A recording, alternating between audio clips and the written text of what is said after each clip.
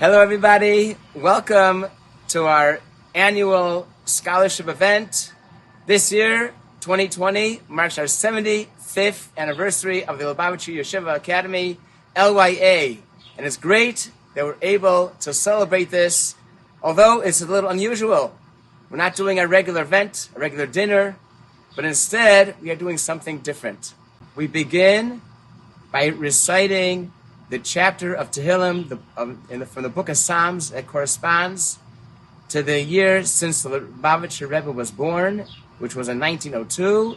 So that means that tonight we'll be reading chapter 119 in the book of Psalms and the book of Tehillim. Please join me as we say the Tehillim.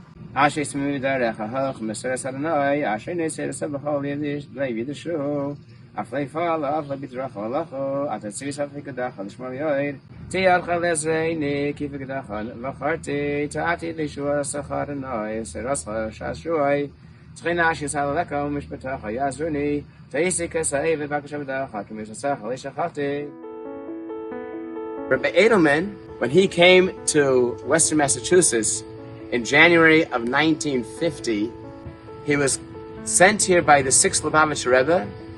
And a couple of weeks later, the 6th Lubavitcher Rebbe passed away. And Rabbi Edelman was looking for guidance, advice. Things were extremely tenuous when he took over the school. So what did Rabbi Edelman do? He went to seek the advice of the 6th Rebbe's son-in-law, who later became the Lubavitcher Rebbe. And he asked him for advice, what to do. There were issues, there were problems, challenges. And thank God, with all the challenges, the difficulties, the obstacles, Rabbi Edelman managed to overcome, to find a way to make things work. And likewise, today, when we're in unusual circumstances and unusual situations, we are here, we figured out how to thrive. We are now going to watch interviews with 4 of our alumni from the 50s, the 80s, and the 90s. And it's amazing to see the influence, the guidance, the effect that LYA had on these students many years ago, and how LYA helped shape their lives. I want to thank everyone who helped support LYA 75 and strong. All those people that donated to our ad book. The ads, full page and higher, will be embedded in the video so you can see who helped support us. And all the other people who participated in purchasing ads to help our scholarship fund.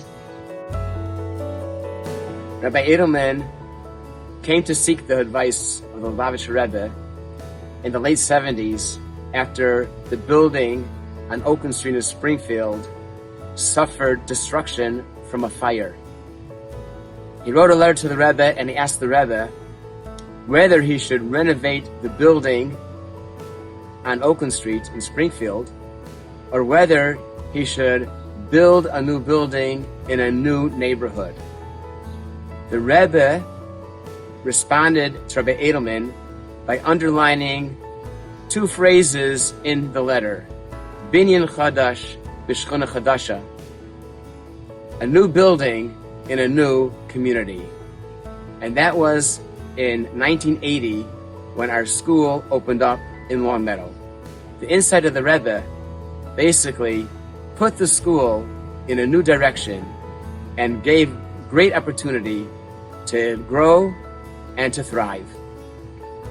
I want to thank all the members of our dinner committee who worked for many hours, had many meetings in order to make our scholarship event a great success. They are my wife, Esther Kosovsky, my brother, Rabbi Chaim Kosovsky, my sister-in-law, Mrs. Rachel Leah Kosovsky, Nancy Squires, Ben Quick, and Rabbi Yaakov Wolf.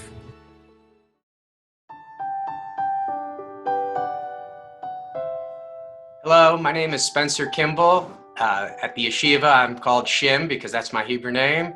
I was at the yeshiva really starting since the building opened back in 1979. Had my upsharnish there. Basically, since I was born, the yeshiva was there and it was always kind of part of the family. We would spend all of our Shabbos and holidays. And so to me, it was just part of our way of growing up. My name is Hannah Pearlstein Marcus, and I attended LYA from, I believe, 1952 to 1955.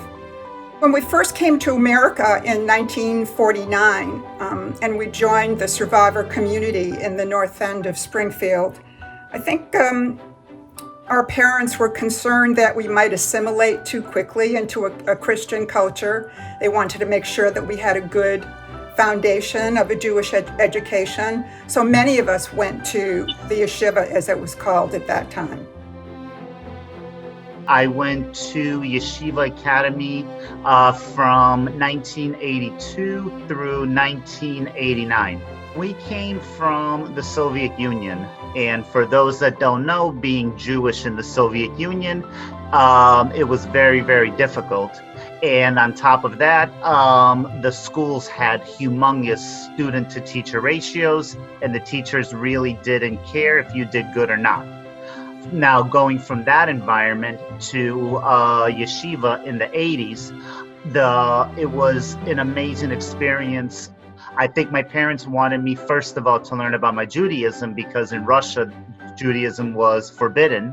And also, they wanted me to have a much better relationship with the teachers.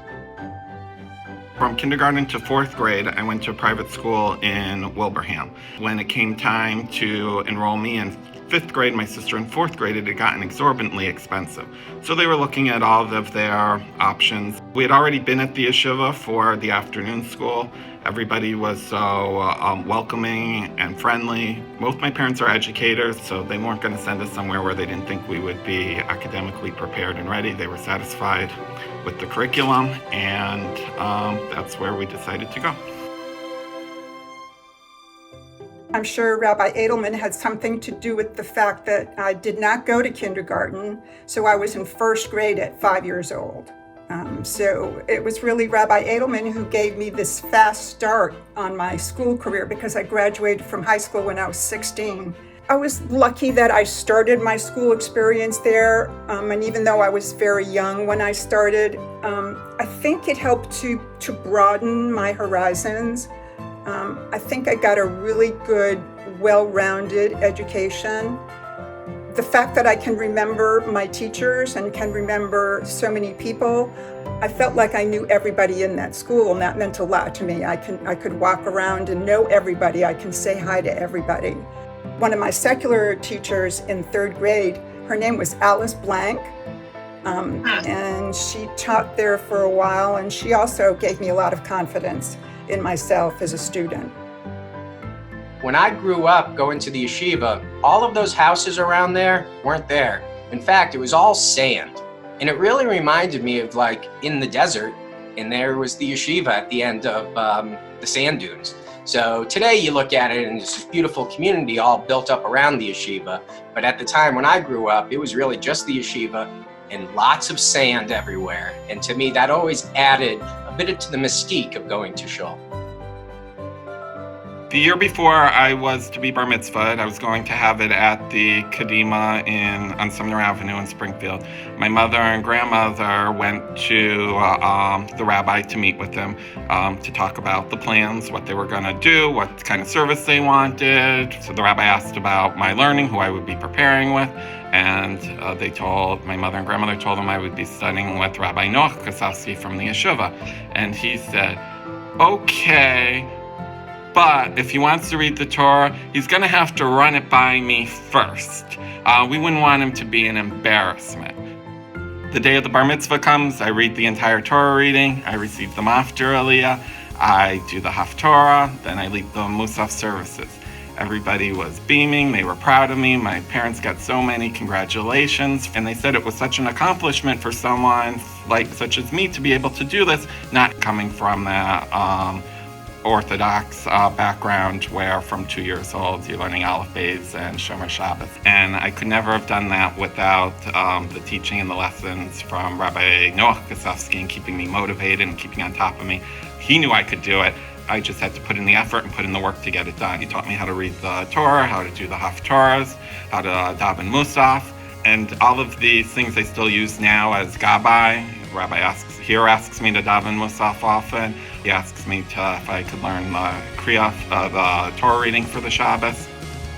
Growing up, I had two classmates, Joel Aluz and Charlie Lipo. Those have always been fond memories with those two fellas. Unfortunately, Charlie passed a couple years ago, and his classmates were there, unfortunately, at the funeral, and that kind of shows the bonds that we have. But the three of us would always cause trouble. We used to come to the yeshiva for several holidays. For the high holidays, we would go to the Kedima. But other holidays, Simchas Torah, we would come to the yeshiva. Purim, we'd come to the yeshiva. I remember one year, the Kimballs gave me a Hasidic beard and a hat, and I went as one of the Rabbi Kosofskys. Milton Bradley would make the donations for the games, the board games, and we'd all go up on stage. One of my favorite holidays at the yeshiva is and always will be the first day of Pesach. I did the Haftorah on the year of my bar mitzvah, and I came back every single year to do it. I'm now 38 years old. Fortunately, this year I wasn't able to do it because of coronavirus, but if there hadn't been coronavirus, I would have been there.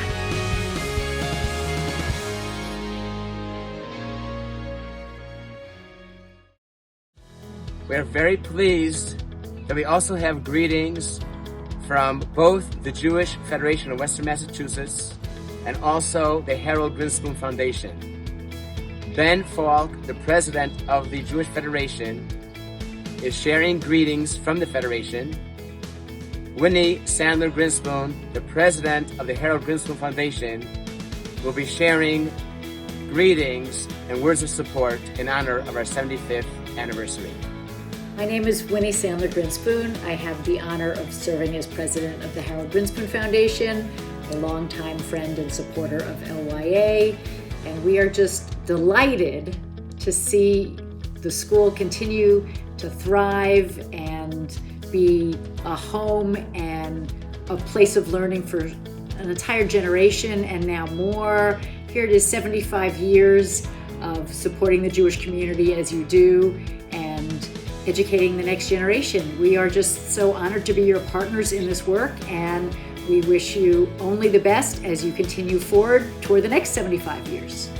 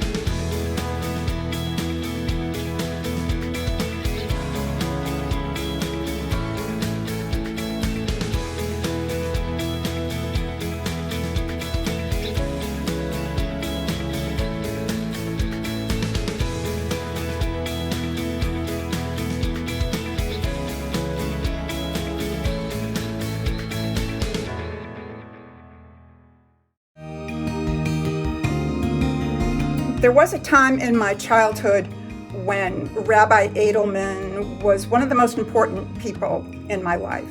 After the Holocaust, it was only my mother and me, and I really had no other family. And as I mention in my books, Rabbi Edelman was the ideal of a perfect father figure to me, and a model of good behavior, of righteous behavior. I admired him and almost stood in awe of him, and I still do. He never ceased to remind me on the few occasions that we met in my adulthood of his hope that I was continuing my life with Yiddishkeit, and I'm using his word, and was passing along the pride of living a Jewish life to my own children. Even now, although I'm not the most righteous and I'm not the most devoted Jew, I try to follow his guidance in the way I live my life. Rabbi is our rabbi. He was at my, when I was born, to my bar mitzvah. He officiated my wedding, was there for my children's bris. So to me, he was always the rabbi. And it's odd not to have him as part of our daily interactions. But I will say is every time I walk into the yeshiva and as I walk into the shul, you look to the right and the rabbi's still there looking down, the friendliest face you'll ever see. And the stories of the rabbi are endless. I can tell you, growing up, if any of you recall me and my brothers at the yeshiva, we may have not been the quietest group.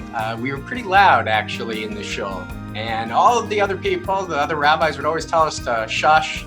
But then the rabbi would walk over and say, it's okay. While everyone else is up saying, it's okay. I'm glad to see you guys are talking to each other, knowing what's going on. And, if I would butcher the Haftorah, or if I was giving the Musaf, and my father would be aggravated by, some maybe mispronunciation of words, the rabbi would come over afterwards and always say that was the best he's ever heard.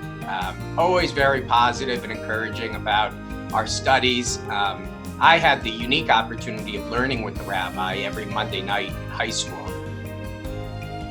Rabbi Edelman used to pick me up to bring me to school in the mornings. I think there was for some reason it was easier for him to swing by and grab us because we lived less than a mile away from the school.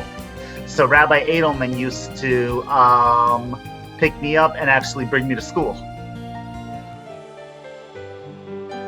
I'm sure he was at my mother's funeral, which was in 2006. It was kind of him to come.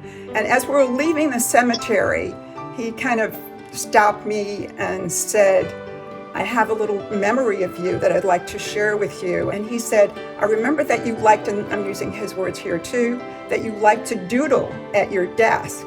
And so I bought you some special crayons that was only for you, only for your use, because I wanted to endorse your budding artistic career.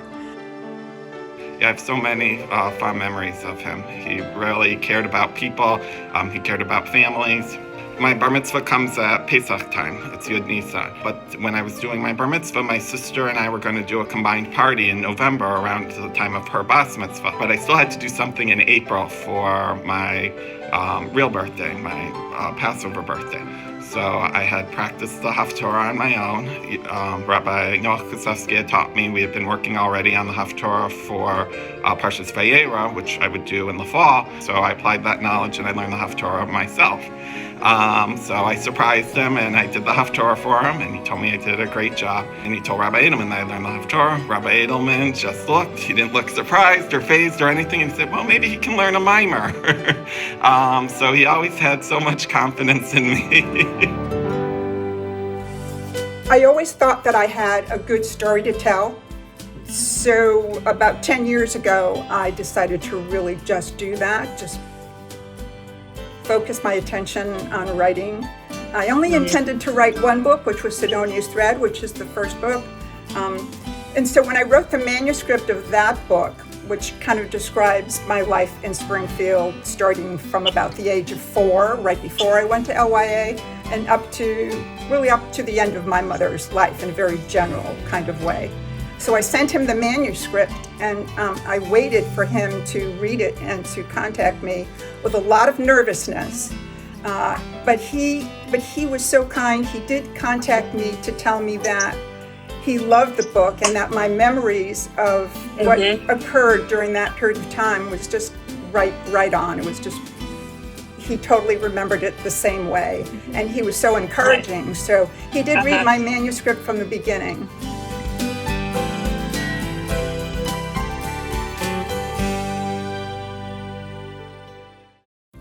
It's my pleasure to congratulate and give a hearty mazel tov to LYA and its community on a wonderful celebration, 75 years, the diamond anniversary. We can all celebrate this accomplishment for the school, for the staff, for the administrators, for the students and the families, and our community. As a proud supporter of LYA, we can say that your success is our success. With the leadership from LYA, with Rabbi Kasofsky and his group, they have led their family, which is our community, to a strong foundation of education of their students in the Jewish world and also in the world around us. And I ask each and every one of the celebrants today to look forward to see where Rabbi Kasofsky and his group is going to lead us into the next 75 years. And so I hope with new information that the Federation is helping to capture through the demographic study, and with open eyes and open hearts, that we can continue to celebrate the success of LYA, the students and the staff, for another 75 years. Mazel tov and Yasher Koach. Thank you.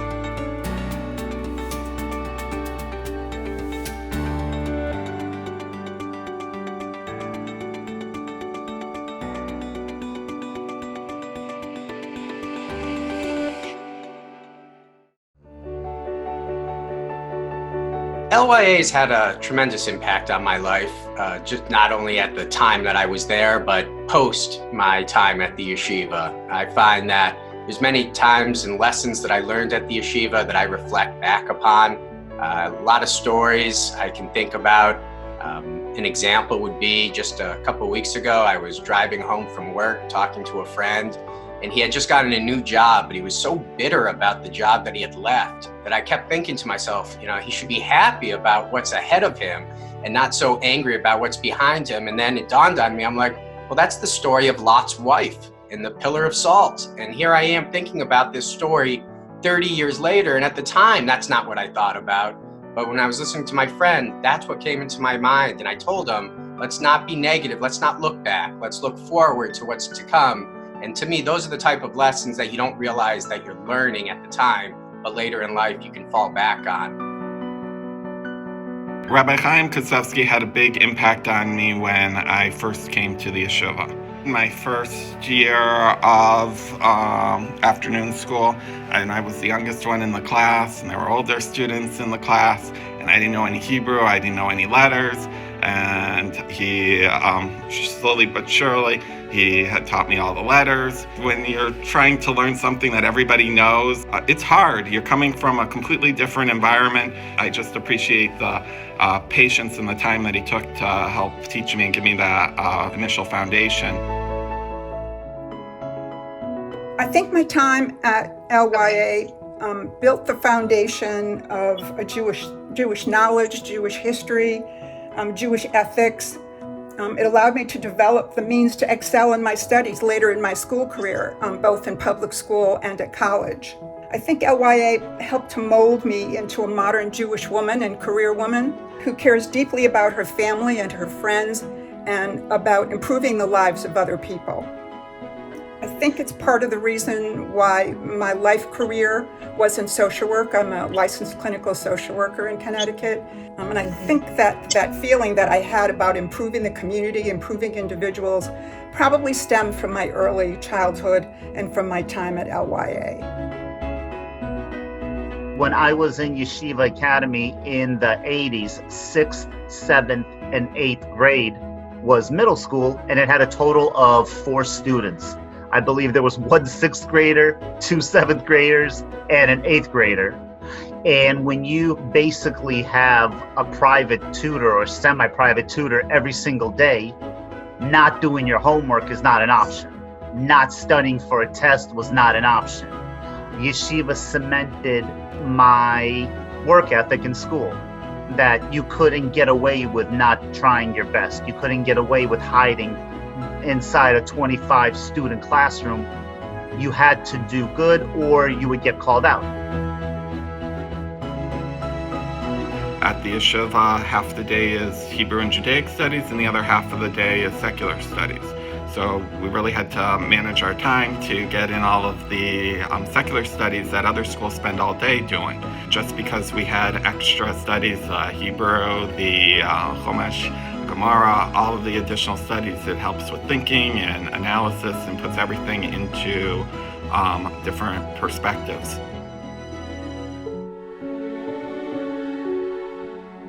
I left LYA in 1989 and I started going to public schools, and Judaism kind of got away from me.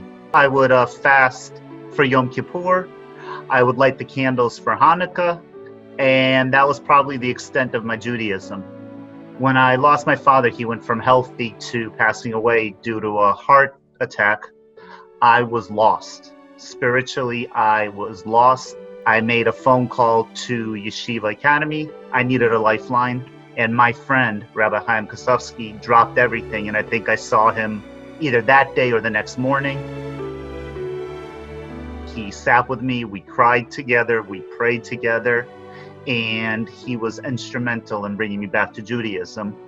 And now I think I've been closest to my religion I've ever been in my life. I put on tefillin every single day, except for Saturdays, because that's a no-no. When I go on vacation, the first thing I pack usually is my tefillin, and I truly enjoy giving tzedakah. My nephew, who's in his late 20s, who's also starting to work his career in finance, he asked me what was the secret to my success, and I said it's really simple, TNT, tefillin, tzedakah. It's something that I try to do every day.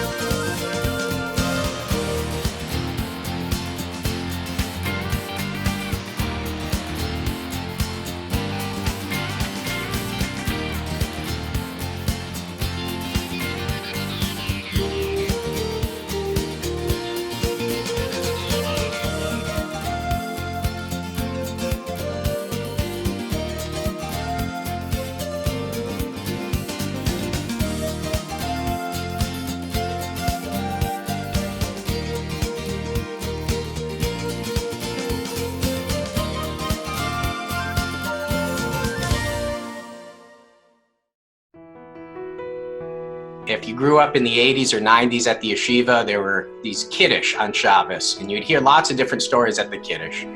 One of them was a story about a perfume store.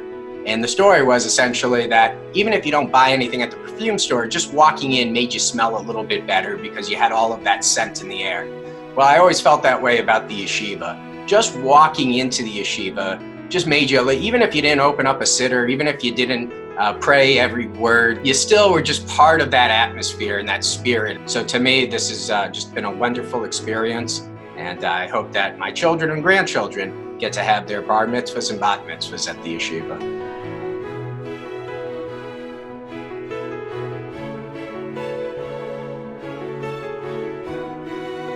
Ever since March 15th, when everything changed and our governor shut down all schools in Massachusetts because of the virus, we really had to be strategic and think creatively how we will continue the education for the next 3 months.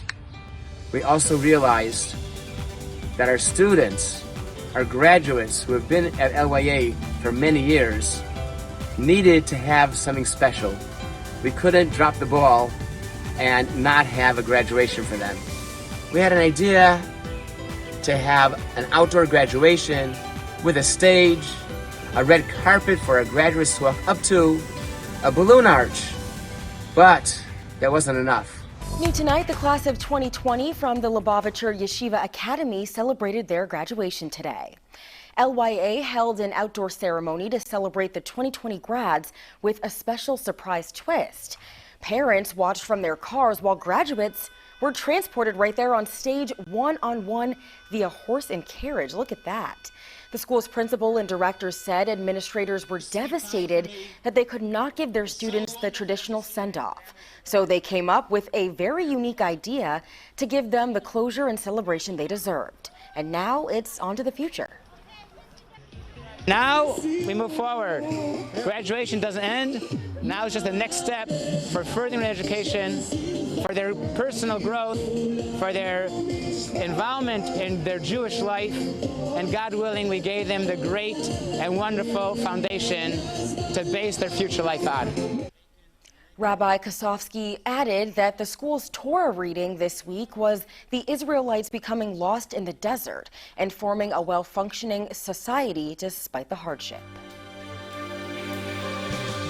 I think 75 years is an amazing feat for a private religious school to remain in existence and to remain vibrant. And I think a lot is due to Rabbi Edelman and to his colleagues. The clergy and the teachers, the activities that you have there. I think that you've all made sure that LYA is still a very important component of the community that it exists in. So I applaud it. No, I never thought it would go on for 75 years, but I'm glad that it has. And I just want to congratulate all the current students and their families, the clergy, all the teachers that are currently there, my teachers from so many years ago, and all the members of your community who, again, in order for you to survive, must have supported you and will continue to support you. 75 years is quite a milestone achievement. I was there in 1999 for the accreditation ceremony. It was actually before my induction for the National Honor Society at Central. My mother said, "Are you going to have enough time to go to yeshiva, to speak, to come back for the ceremony?" I said, "Yes, we'll make it work. I have to make this work." She said, "Anything can happen." I said, "I know, but I have to be there for the yeshiva." It's tremendous to see 75 years of the yeshiva. In my basement, there's a big 40th anniversary poster celebrating that milestone. So it's great to be part of this accomplishment and to see what we can do moving forward. We have such a pillar here in Longmeadow and in Springfield with the yeshiva being here for so long that I think a lot of people can look at it as a sign of strength and something to look forward to. For me personally, I'm very grateful to have the opportunity to bring my children to the yeshiva on the holidays and let them experience the fun of going to shul. Having gone to the yeshiva, my sister having gone there, having graduated there, what we learned, and the entire atmosphere, that family atmosphere, where people, the teachers, the administration cares about each individual student, and not only the students, their families, what's going on with them. So it doesn't surprise me that the yeshiva will be celebrating its 75th anniversary, that it will be here for many, many, many more years to come. Any institution that is careful to not only provide an excellent educational environment for their students, but also that family environment, I know that's a great mix for success. I hope that LYA continues to grow, and I think that the foundation it gives for a student, both in Judaism and in the scholastic grades, I hope that that continues.